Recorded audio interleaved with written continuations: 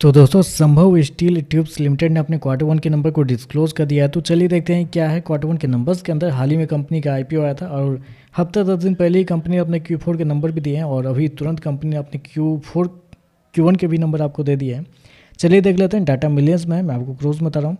तो देखिए पिछले क्वार्टर में कंपनी 495 करोड़ का रेवेन्यू जनरेट की थी ऑपरेशन के थ्रू, पिछले साल 330 करोड़ के आसपास।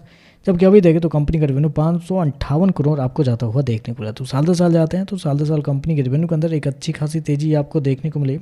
लगभग बोल सकते हैं आप 70% के आसपास का जंप है कंपनी के रेवेन्यू के अंदर साल दर साल। जबकि क्वार्टरली बेस पे जाते हैं तो यहाँ पर भी कंपनी के रेवेन्यू के अंदर लगभग 11% के आसपास की तेजी है। तो कंपनी के रेवेन्यू देखें तो आपको साल दर साल क्वार्टर बढ़ते हुए देखने को मिल रहा है।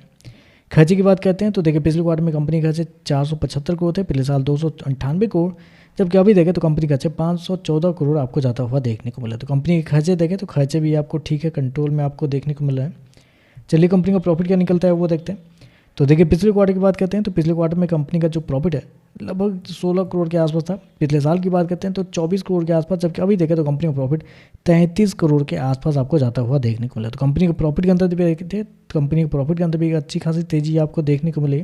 लगभग बोल सकते हैं आपकी 40% के आसपास का जंप है साल दर साल।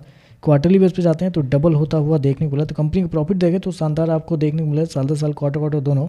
लेकिन एक चीज़ इस कंपनी के नंबर्स के अंदर जो दिया हुआ है मैं आपको बताता हूँ, बहुत इंपॉर्टेंट है, जरूर सुनिएगा उस चीज़ को। ईपीएस की बात करते हैं पिछले क्वार्टर में 68 पैसे का, पिछले साल ₹1.03। अभी देखें तो ₹1.39 आपको देखने को मिला। तो इस नंबर में कोई भी चीज़ नहीं है जो कमज़ोर आपको देखने को मिला है।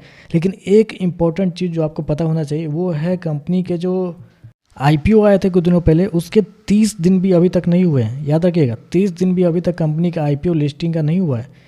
तो इसका मतलब क्या है? इसका मतलब ये है कि कंपनी जब अपने Q4 के नंबर दी थी, लिस्टिंग के बाद Q4 के नंबर दी थी, तो उसको कंपनी 105 दिन बाद दी थी। और Q1 के जो नंबर है उन्होंने कंपनी ने मात्र कितना दिन में दे दिया? 24 दिन को अंतर में।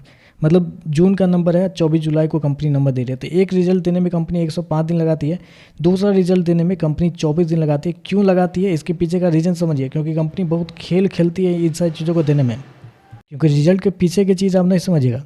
30 दिन जो एंकर पीरियड का जो इन्वेस्टर का जो एंकर पीरियड होता है, जिनसे इन्होंने पैसे लिए हैं, रेज किए हैं।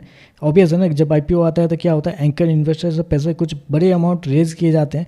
500 करोड़, 1000 करोड़, 200 करोड़ ऐसे रेज किए जाते हैं। तो उनको क्या बताया जाता है? उनको बताया जाता है कि हमारे परफॉर्मेंस अच्छे आने वाले हैं।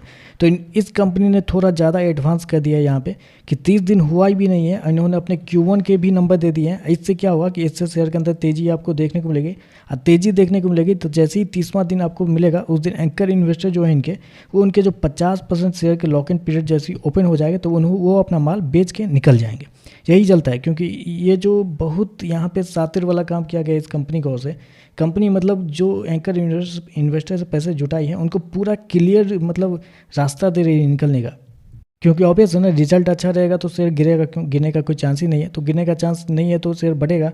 अब बढ़ेगा तो क्या होगा, इनके जो एंकर इन्वेस्टर है उनको एक आसान सा मौका मिल जाएगा अपने होल्डिंग को निकालने का। 50% उनका लॉक इन पीरियड खत्म हो जाएगा 30 दिन में। मुझे नहीं पता 30 दिन कौन सा दिन होने वाला है, वो आप देख लीजिएगा। जिस दिन लिस्ट हुआ है उससे 30वां दिन इनके एंकर इन्वेस्टर का लॉक इन पीरियड खत्म होगा और उस दिन वो अपना माल बेच के निकल जाएंगे। तो थोड़ा सतर्क रहिएगा। ऐसा नहीं कि शेयर को बढ़ा दिए होल्ड करके बैठे हुए हैं, और ऐसा ना हो कि होल्ड करके आप बैठे हैं और उनके जो बड़े पार्टी है वो माल बेच के निकल जाए। तो चलिए बस आज के लिए बस इतना ही। वीडियो पसंद आए तो लाइक कीजिएगा, साथ में साथ चैनल को सब्सक्राइब जरूर कीजिएगा। धन्यवाद।